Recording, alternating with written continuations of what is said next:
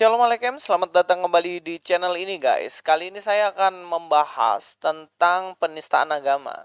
Jadi ada beberapa kasus penistaan agama yang sempat menghebohkan Indonesia bahkan dunia. Dan kasusnya ini bermacam-macam ya. Ada yang dari agama Kristen ke agama Islam, ada dari Islam ke agama Kristen, ada dari agama Islam ke agama Hindu, dan banyak lagi lah. Tapi hari ini saya fokus ke 5 kasus yang sempat menghebohkan Indonesia ini tentang penistaan agama guys. Lalu bagaimana dengan perkembangan kasusnya? Ya, kita langsung update aja dan kita langsung cek aja kasus-kasus berikut ini. Yang pertama adalah kasus dari Rizik Sihab ya guys. Bagaimana Rizik Sihab dilaporkan ke polisi dituduh lecehkan umat Kristen. Lalu apa pelecehan agama ini yang dilakukan oleh Rizik Sihab ini? Ini sebenarnya kasusnya sudah terjadi lumayan lama, tapi ini juga menghebohkan juga. Jadi saya juga akan bahas dalam bagian ini. Dikatakan di sini, menurutnya Rizik diduga melecehkan umat Kristen melalui isi ceramahnya di Pondok Kelapa, Jakarta Timur. Berdasarkan tayangan video yang diunggah oleh SR melalui akun Twitter dan AF melalui akun Instagramnya, dalam bahasa dia Rizik Sihab, menurut kami dia mencela melalui kata-kata. Dikatakan begini, kalau Tuhan beranak, bidannya siapa? Ungkap Angelius. Kasus penistaan agama yang dilakukan oleh Habib Rizik ini tentang perkataannya menghina, katanya kalau Tuhan beranak, siapa bidannya? Kenapa ini menjadi kasus penistaan agama? Karena begini, orang Kristen tidak berpikir bahwa Tuhan itu beranak. Tuhan beranak adalah dalam pemikiran Habib Rizik itu sendiri. Rizik Sihab sendiri. Jadi ini merupakan penistaan agama. Beda cerita kalau orang Kristen memang berpikir Tuhan itu beranak. Terus Rizik Sihab bilang kalau Tuhan Kristen beranak siapa bidannya. Ya oke, itu bukan penistaan agama. Tapi persoalannya dalam Kristen tidak berpikir dan tidak mempercayai tentang Tuhan yang beranak. Lalu apa yang dimaksud dengan anak Allah? Anak Allah itu ya jelas, saya pernah jelaskan bahwa itu adalah Allah dalam pribadinya sebagai manusia. Itu disebut sebagai anak Allah. Dan kemudian Yesus yang lahir dari kandungan Maria, yaitu Yesus lahir yang nantinya dia menumpang kandungan rahim dari Maria untuk mengambil rupa sebagai manusia. Tapi bukan berarti Tuhan itu beranak pinak seperti yang dipikir oleh Habib Rizik gitu. Jadi mudah-mudahan bisa paham dalam bagian ini. Itulah kenapa statement dari Rizik Sihab ini merupakan penistaan agama kepada Kristen, apalagi kalau dipakai sebagai bahan guyonan dan candaan. Dan ini lebih cenderung kepada fitnah sebenarnya. Itu kasus yang pertama. Dan untuk perkembangan kasusnya bagaimana? Ya nggak ada. Walaupun dilapor pun ya memang nggak ditangani kasus ini. Tapi ya kita doakan teruslah supaya boleh ke depannya nanti mungkin ini juga akan ditindaklanjuti. Kita masuk kepada kasus penistaan agama yang kedua guys. Yang sempat menghebohkan juga dunia maya dan seluruh Indonesia yaitu yang mana Ustadz Abdul Somad menyebut salib ada jin kafirnya. Ustadz Abdul Somad dipolisikan. Sudah dilaporkan guys, yang mana Ustadz ini juga mengatakan ya, bahwa di dalam salib ada jin kafirnya. Dikatakan apa sebenarnya Ustadz saya menengok salib menggigil hati saya, tanya jemaah. Setan, jawab Ustadz Abdul Somad singkat. Abdul Somad pun menjelaskan dalam salib ada jin kafir itu karena ada patung di salib tersebut. Apa sebabnya jin kafir telah masuk? Karena di salib itu ada jin kafir sedang masuk. Dari mana masuk jin kafir? Karena ada patung. Dan bahkan dalam videonya Abdul Somad dia mengatakan mengenai haleluya. Haleluya, haleluya, kata jin kafir panggil-panggil ke dia. Dan ini adalah sebuah pelecehan.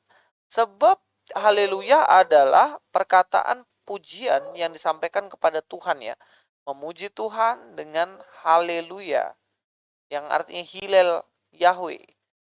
Pujilah Tuhan. Tapi ini katanya jin kafir panggil-panggil pakai haleluya. Nah ini jelas pelecehan agama atau penistaan agama. Dan bahkan itu dipakai bahan candaan, orang-orang ketawa juga. Lalu untuk perkembangan kasusnya bagaimana? Untuk perkembangan kasusnya ya nggak ada sampai sekarang.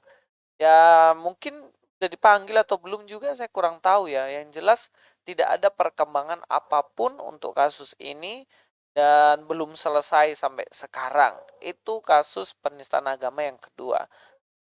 Kita masuk ke kasus penistaan agama yang ketiga, guys. Yang ketiga adalah dari Ustadz Yaya Waloni yang menyebut Yesus Nabi gagal. Ferdinand mengatakan ini penistaan agama. Sebenarnya kalau dibilang Ustadz Yawaloni ini setiap apa yang diomongkan adalah penistaan agama sebenarnya. Ini satu contoh aja yang saya ambil. Ada beberapa contoh yang bahkan dia juga memfitnah orang Kristen, katanya uang persepuluhan itu dipakai beli senjata untuk menghancurkan Islam. Katanya sampai seperti itu. Ada di playlist, silahkan teman-teman cek.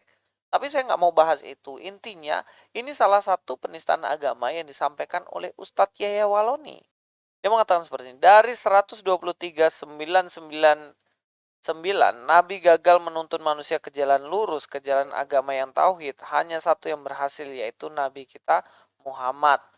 Tegasnya, adapun dari ratusan ribu nabi yang gagal tersebut, kata Yaya Waloni, nabi yang terakhir gagal menuntun manusia yaitu Yesus Kristus, katanya. Jadi Yesus adalah nabi yang gagal menurut dia. Dan ini sebenarnya nggak bisa juga dipakai ya Waloni bicara seperti itu, karena itu tidak berdasarkan data yang valid. Karena faktanya Yesus ya justru dia adalah seorang dan satu-satunya yang berhasil melakukan visi Allah yang sudah dirancangkan dalam perjanjian lama. Semuanya dan digenapi dalam perjanjian baru dalam pribadi Yesus itu sendiri. Jadi kalau dibilang gagal, jelas ini salah satu penistaan agama. Sebab kata Yesus Kristus pun itu adalah yang dipakai dalam Kristen. Dia nggak hanya nabi, tapi dia adalah Tuhan. Dan apa yang dikatakan Yaya Waloni jelas tidak dalam perspektif Kristen, dan itu termasuk penistaan agama. Lalu untuk kasus Yaya Waloni yang melakukan penistaan agama, apakah ada kelanjutan? Ya tetap nggak ada. Pelaporan udah dilayangkan. Pada waktu itu sudah pernah disampaikan juga, sudah pernah dilaporkan oleh Pak Aisra Soru, Pak Yosua Tewu, dan beberapa teman yang lainnya ya, tapi tetap aja nggak ada kelanjutannya sampai sekarang. Ya mudah-mudahan semuanya bisa diberesin satu-satu. Itu kasus kita yang ketiga. Kasus yang keempat apa? Yang kasus keempat ini penistaan agama dari agama Islam ke agama Hindu yang terjadi juga baru-baru ini, guys. Menista agama Hindu, ormas Hindu minta desak Made Darmawati diusut. Jadi Made Darmawati ini mengatakan seperti ini. Apa arti ngaben? Habis-habisin biaya. Orang miskin dan sebagainya harus ngaben. Kata Darmawati dalam video yang diunggah akun Facebook Nyoman Suartana dari Istiqomah TV. Dalam video yang beredar di media sosial, Desak Made Darmawati menghina konsep Trimurti, juga menyebut ritual ngaben sebagai ritual yang membuang uang dan tidak masuk akal. Jelas ini penghinaan terhadap agama Hindu yang memiliki tradisi ngaben, dan juga memang dia mungkin mantan dari Hindu kemudian masuk Islam dan menista agama Hindu. Dan memang ini udah dilaporin, guys. Udah dilaporin dan sudah akhirnya ditangkap dan membuat sebuah klarifikasi. Lalu selesai kasusnya dengan the power of materai 10.000. Sudah minta maaf di materai 10.000 dan dia udah kelar masalahnya. Tapi sebenarnya kalau merujuk ke pasal sendiri kan harusnya 2 tahun sampai 5 tahun ya. Tapi ya nggak apa-apa lah. Itu bukan urusan saya. Silahkan pihak berwajib untuk melanjutkan lah kasus ini supaya tidak terulang juga. Ini kasus yang keempat kita, dan terakhir kasus yang kelima ini penistaan agama dari Kristen kepada Islam. Tapi ya memang kita tahu sendiri sebenarnya dia tidak mewakili Kristen, karena dalam Kristen sendiri tidak diajarkan untuk menista agama. Dia sendiri juga mengatakan, Pak Paul Zhang ini, bahwa dia mewakili dirinya sendiri, yang pada akhirnya ya karena labelnya dia adalah seorang pendeta, ya akhirnya dibilang Kristen. Ya udah nggak apa-apa lah. Yang jelas dia mengatakan yang tidak sesuai dengan apa yang diajarkan dalam Kristen sendiri. dia mengatakan hal-hal yang begitu kasar juga, yaitu Pak Paul Zhang. Kasus dugaan penistaan agama Yosep Paul Zhang, polisi sudah periksa 3 saksi ahli. Nah, ini yang menarik. Kasus yang heboh lagi ini yang terakhir dan masih terus dikejar, yaitu Pak Paul Zhang, yang mana dia saat ini katanya tinggal di Jerman dan memang sudah bekerja sama dengan Interpol dan lain-lain, sedang kejar Pak Paul Zhang. Ya, kalau memang pada akhirnya terbukti dari 3 saksi ahli tadi, terbukti bahwa Yosep Paul Zhang ini menista agama, dan memang kalau dia mengatakan sesuatu yang tidak sesuai dengan fakta yang ada, yaitu memang penistaan agama atau menghina agama lain yang tidak dalam perspektif agama yang dihina itu, ya silakan ditangkap saja. Kalau memang itu berdasarkan hukum yang benar, silahkan tangkap aja. Dan kita akan terus pantau kelanjutan kasus ini bagaimana. Kalau yang saya lihat sih memang niat banget ya, kejar sampai ke Jerman. Jadi ini adalah beberapa kasus, 5 kasus yang sudah saya sampaikan, 5 kasus mengenai penistaan agama dari berbagai agama kepada agama lain. Ya, mudah-mudahan boleh berlaku secara adil ya. Bagaimana ketika nanti Pak Yosep Paul Zhang ditangkap, ya silahkan juga diproses juga yang tadi, yang menghina agama Hindu, dan silahkan proses juga untuk mereka yang menghina Kristen. Dan itu kami serahkan sepenuhnya kepada pihak yang berwajib. Saya silakan kita, mari teman-teman kita kawal ini semuanya untuk Indonesia maju, untuk Indonesia yang lebih baik lagi, dan untuk Indonesia yang bisa menjaga toleransi. Kita Pancasila, kita beragam, kita berbeda-beda, tetapi tetap satu jua. Beda suku, beda agama, beda kulit, dan beda status sosial dan lain-lain, tapi kita adalah satu dalam Pancasila Indonesia. Terima kasih, ini saja dari saya Luis Prastio di sini. God be with you all.